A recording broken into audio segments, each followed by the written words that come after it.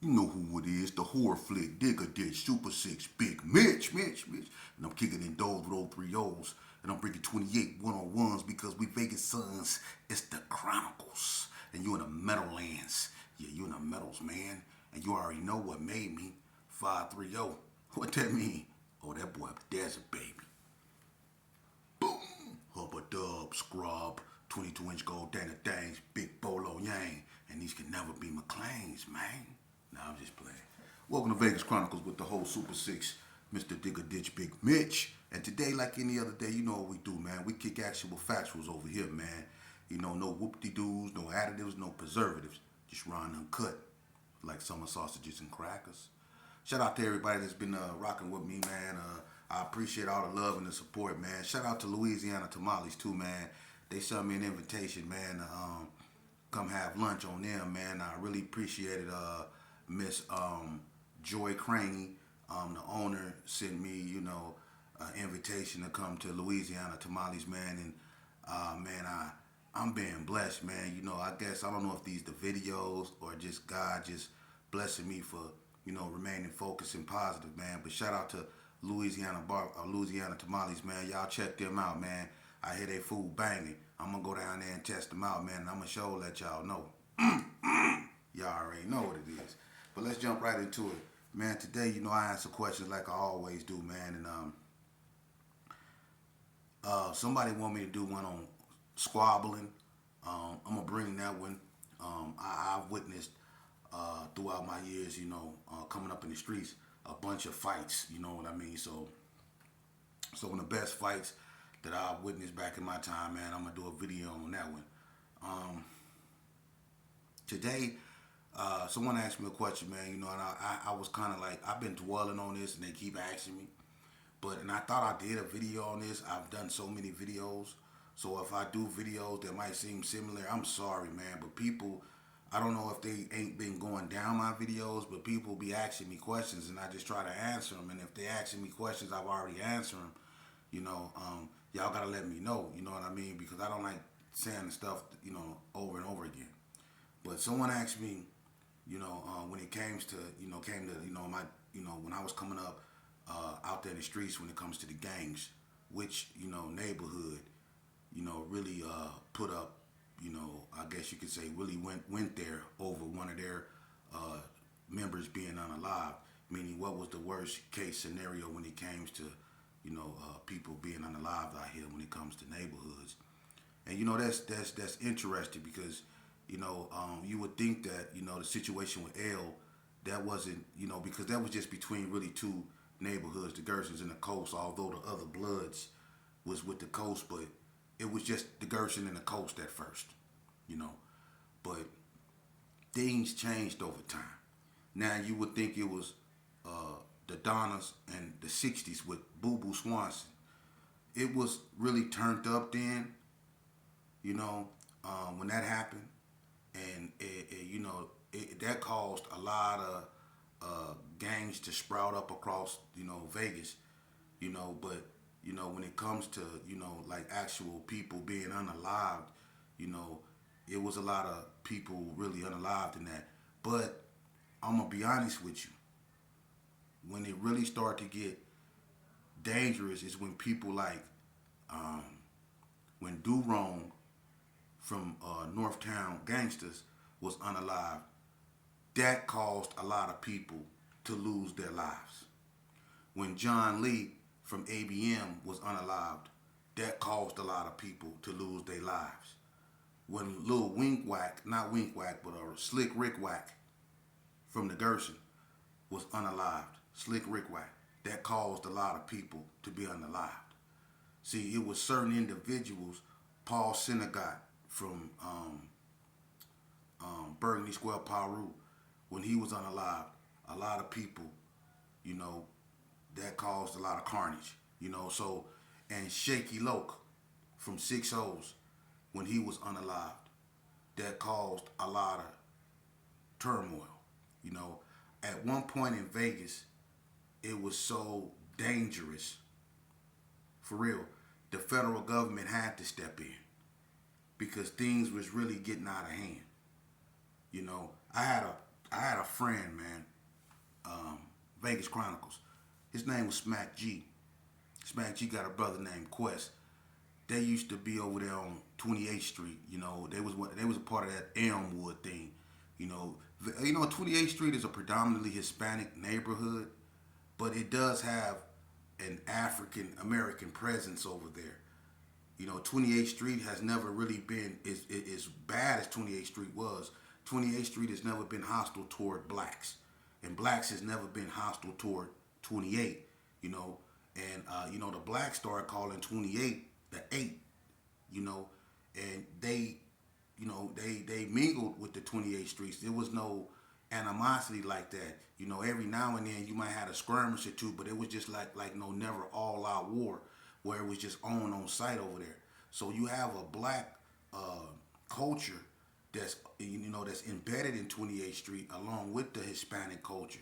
Now don't get me wrong, 28th Street is predominantly and is known to be an Hispanic neighborhood and an Hispanic gang, but you do have a black presence over there. The Elmwood dudes over there and people that weren't gang affiliated grew up on 28th Street, So you always had an African American presence up over there. But Smack G used to be up over there, you know. But he came to the penitentiary, and Smack G was known for one thing, and that was fighting. When this one cat, T.J. Loke from Donna, he came to prison one time, and T.J. Loke got a bad name. I did a video on that. I'm not finna go over that, but I put myself in a position to be told on, and he told on me. It is what it is. I did the crime. I did the time. You know what I mean? If I wouldn't have put myself in that position, I wouldn't have got told on. But it happened. But at that time, I was in that life. So when he came to the joint, it was a riot. Because I wanted him, the Bloods wanted him. So when he came to the joint, it got out of hand. And Smack G, he performed well. He performed to the point to where dudes developed real animosity toward him, because Smack G, with him and U Green, they were in Unit 6. And they was in there fighting hard, you know what I mean? I mean, I'm going to be honest with you. Smack G, kind of like, he rest in peace, but Smack G knocked out Young Trey. You know what I mean? And Young Trey had Fly Love in the F in the Sly Fly on his head. Fly Love is from the Love Posse here, Gershon. He had Fly Love in the air. This just fighting everywhere. This behind TJ Lowe. He had Fly Love in the air, finna slam Fly Love on his face. Smack G, he didn't see him. Smack G knocked him out. So Smack G was up there knocking people out, beating them bad. So the North kind of developed a real hatred towards Smack G, because Smack G, he really knew how to throw him. He can fight real good. So the North kind of developed a disdain. And at this time, the Gershons and the ABMs is in a full-fledged war on the street behind the John Lee incident. So it's on and cracking out there. My cousin, Lil Shug, he lost, he was unalived at the One Way, which is a club, that people used to go to, the Runway 21 or whatever. But he was unalived up there, behind, the ABM Gershon war.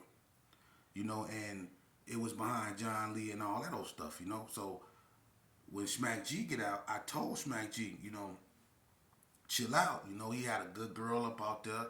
You had no means to get back out there, man. Slow it down a little bit. The streets turned up, Me and Smack G used to be together a lot up in the hoop sky, But Smack G was him, he did him. He listened, but he didn't. And when Smack G got out, unfortunately, Smack G, he was unalive, man, in that madness, And he no longer here, but he gone. But that's how turned up it was, man.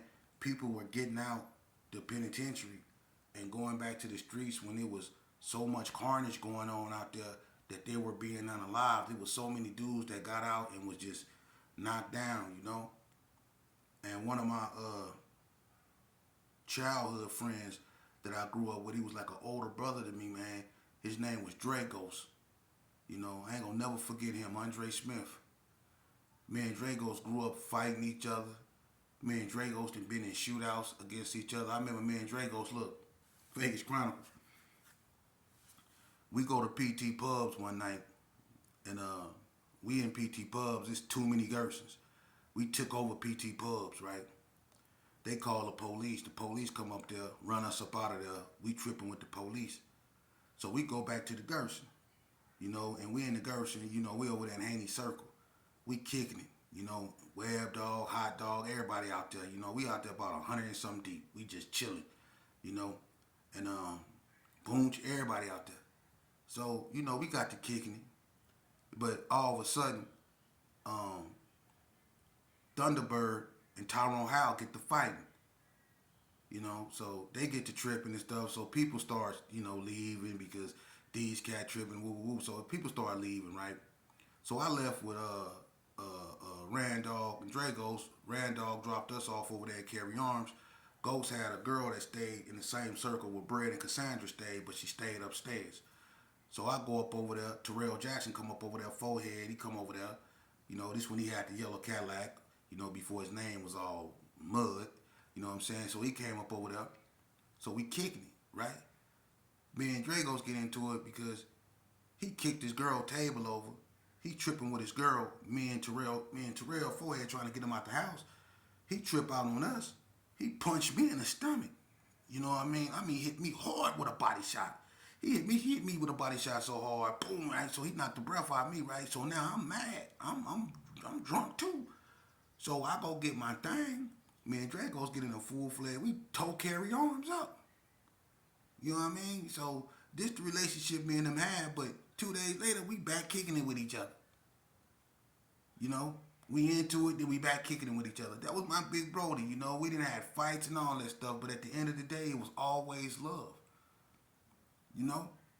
And it's sad because I remember when, Pookie Red Twin, Donald Bird walked up to me when I was in the joint, and he told me, "Man, you heard about Dragos, huh?" I said, "What?" Like I was getting so tired of hearing about people because I was like, God, they just said something about, I just found out Bunte, what I'm saying, was unalive. That was my childhood. Shantae Spates from West Coast, that was my partner.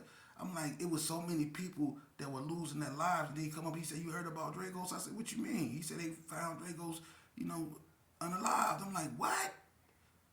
Like, yeah, and I'm not gonna get into all that, but it was just so many people that was leaving.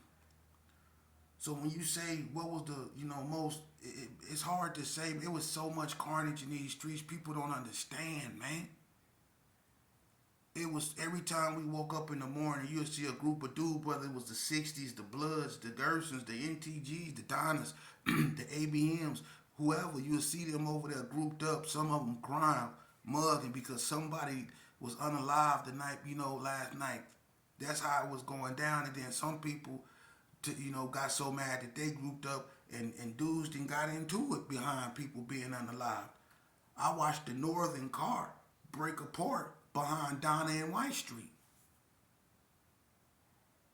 That broke them apart in the joint. And that was sad because the North, I was always used to them being unified because when we was tripping, the North was consolidated. But when they fell out on the street, it was weird because it was like, that's when you seen how, things started taking a turn for the worse and people started falling out to the point to where, people that, Crips started falling out with Crips, then hoods started falling out with their own hoods, homies started falling out with their homies, cliques started falling out with their own cliques. It got bad, man, to where you couldn't trust nobody, man. And that's how the game fell apart. It's because everybody started tripping internally. It didn't matter where you was from. The Gersons in the block started tripping. That broke my heart. When the Gersons in the 40 block started tripping, that broke my heart. Because everybody grew up together, man. And everybody was one. But to see them going at each other like that, and to see the stuff and to hear the stuff that you was hearing going on in the street, man. And when them dudes come up, they come up to the joint, they bring their animosity up there with them. It was dudes that was up there with one another that did something to one another, man, and couldn't really be around one another. And they used to get into it and fight, and they be from the same neighborhood, man. But it got that bad on the street. For real. And I'm going to say this shit, man. Let's talk about something, bro. I'm gonna say this shit too, man. And because I'm not gonna get caught up in that. I don't care about that. I don't put myself in position. Everybody always wonder and so caught up in this telling thing, right? Let me explain something to y'all, man. Okay?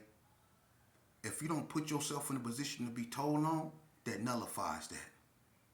For real. But let me tell you something. I'm just keep it so 100. Everybody always talking about he telling and he telling and he telling and she telling and they telling. Let me tell you something. I was in a penitentiary where dudes that told on each other was walking around with paperwork on one another. They from the same neighborhood, man. They done told on each other. And they walking around with paperwork on one another, letting people read it to see who told on each other, who told on the other one the most. You see? It was dudes that got told on. Look, it was a known Gerson. A known Gerson that came to the penitentiary. And he had some paperwork on him, man. But it wasn't no, it didn't come right away. And I don't think he thought it was gonna come. And he known, his sisters known, you know. So it was all bad. But he's supposed to did some of this on the Bloods, you know, on the highway, and got some of them dudes' lives without the possibility of parole. So that's bad. So when he hit the yard, the Bloods is tripping, you know, and they swearing up and down he did this, but they don't got no paperwork, you know. So without that, you know, ain't nobody gonna let you do nothing to their people. Well, most people ain't gonna let you do nothing to their people. So they were like, ain't no paperwork on him. So what you talking about? Well, one of the Bloods wanted to fade him. He with that. He don't lose too many fights. So they go in there and they get down. It turned into a big old brawl in the bathroom between the Gersons and the Bloods. And they supposed to be allies at this time. So that almost broke the alliance right there. They got into it real bad, right? But it was a couple Bloods that was related to the Gerson that was accused of telling. So it was also internal strife within the Bloods because it was some Bloods that was related to him that didn't care if his name came up in telling. You see how they pick and choose. If he told, he told. But since he had family members that was Bloods, they was overlooking that because that was their family members and they didn't care that he told on their own homeboys. See? But when the paperwork came, it came and it was given to the Gersons. I'm going to tell you something. Now, this is a message. When the paperwork came, you know what happened? The leader, that was Gangsta Rob. I'm gonna just keep it so 100. I'm going to tell you what happened. Because see, youngsters, I'm going to show y'all how fake this game is. The leader got the paperwork. And he had a habit. He liked that dog food. And he ain't want nothing to interrupt that. All he cared about was that. I used to be with him every day. I knew things people didn't know. See? And they know I'm not lying. Who was with Gangsta Rob on Indian Springs Yard more than me? And he was the head honcho. Who was with him? I was his right-hand man. You can ask anybody.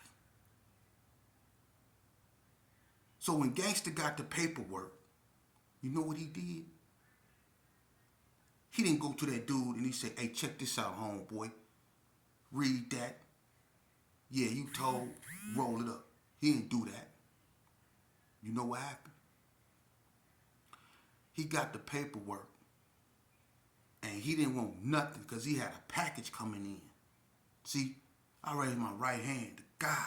He had a package coming in and he didn't want nothing to interrupt that. Okay? So what he did is he took the paperwork to Wayne Dyer, who was the investigator over Indian Springs Yard. He took the paperwork to him. Everybody know Wayne and Ben. They playboys. And you can ask Wayne. He took the paperwork to Wayne died. Wayne died, went and got the so-called Gershon that told and PC'd him up. His own homeboys told on him, gave him up, and had him sent to PC. That's how they got that individual off the yard. He didn't go to him and say, send the Gershons to him to roll him up. He gave the paperwork to the police because he didn't want nothing to interrupt what he had going on. You see? You see? So what made what he did worse than what the other person was accused of doing? You see? They pick and they choose. They pick and they choose, man. You know? And then you got dudes out here, and look, I don't knock nobody for what they do, I don't. Especially if it's positive. But when you lying, come on, man. Listen, it's a dude out here writing books. Do what you do. But make sure that you put in that book the truth, man. Make sure you put in that book that when they had that YOP program at Gene, you remember that? When they sent all the youth to Gene, Nevada prison, they turned that into a youth facility. Well, I think everybody was under, 25 and under. Right? And they were sending certain old heads over there to basically keep them, the youngsters, any type of old head they figured had influence, certain gang leaders, whatever, that had influence, they'll send them over there to keep the youngsters in control. They sent this one cat up over here. He out here writing books now. They sent him over there because he got the administration thinking that he was some type of shot caller with the Bloods, right? So they sent him up over there, and he go over there trying to tell them youngsters what to do. You know what them youngsters did to him? They whooped him out, tied him up, and they basically kidnapped him. They kidnapped him in prison. They whooped him out and had him tied up in a room. Didn't they, James? Because when they got through whooping you out, they had you tied up in one of them rooms. I'm talking about tied up, had your mouth muffled, everything. Them youngsters beat the brakes off you and had you tied up in there, man. And then they send you to NNCC. You up there with a boot on your foot, walking around with a limp. Them youngsters had you in there hog tied. And you out here writing books like you was in there done. Boy, if you don't stop it, that's what I be talking about till y'all be lying to these youngsters, man. And that's why we don't never get nowhere, man. Listen, I'm going to keep it 100 with you, youngster. I'm going to tell you something. I'm going to keep it plain and simple. Like summer sausages and crackers. I'm going to keep it real plain. I'm going to tell you what happened. I'm going to go over the steps with you. You join the gang, right? Yeah, you go get, depending on what type of, mentality you got. You go do what you do, I know. You probably go start smoking, whatever, drinking, doing what you do, hanging with the homies, right? Peer pressure, something else. You go start probably doing stuff you probably wouldn't normally do because they do it. You most likely go get locked up, involved in violent stuff. It's going to be a cycle of it. It's never like go stop. If you're not lucky, you might get popped. If you're lucky, you might survive. You're going to be in and out of institutions. You go watch some of your best friends be unalive. You go watch some of your best friends turn foul. You go watch some of your best friends turn on you. Yeah. You go see how people really feel about you when it come to women. How people really feel about you when it come to money. You'll see how people, they won't give you $2, $20 to go get you a little burger, but they'll burn 20 to come watch you be buried. They won't give you $1 to get you a little thing of water, but they'll go spend $10, $20 on a shirt with your name on it as long as it say RIP up under it. Am I lying? But, hold on now. If you're lucky, you'll find yourself, convicted of a crime that you did probably over one of your homeboys. You'll find yourself convicted, right? On this bus they call a Grey Goose. You go hit that 95. And then for some reason you go hear that Lionel Richie song come on. You remember that Lionel Richie song, Say You, Say Me? Yeah, remember that part when he go, as we go down that lonesome highway. That's what you gonna be hearing on your way to the hoop sky. As we go down that lonesome highway, all the things we do, just find a friend or two. I'll show you. Say you, say me. Yeah, you gonna be saying that on your way to the crib. On the pen, for real. And I'm keeping it 100 with you. And then you go get up in there, and then you go see all them dudes that talking about, oh, that dude up, or that dude up. You go see everybody up in there be on that. Because that's all they do up in there. For real. You think they doing that out here. You go up in there, they the masters of that. You do something there, go get on the phone and call the investigator. Yeah, they over there right now. They finna go in this room and get them right now. Oh, it's such and such, such and such, and I think there's such and such up over there too. Oh yeah, they whooping them right now. They whooping them right now. They just went up in there with a sock and a lock. Yup, and a mop wrangler. Yup, hurry up. Y'all better come get them. They got them. They got them. Oh, fly. Yeah, call a helicopter. They gonna be like that. That's how they be up in the joint. Ask anybody in my line. This game is fake. The only thing real is you. For real. But this game you playing is fake.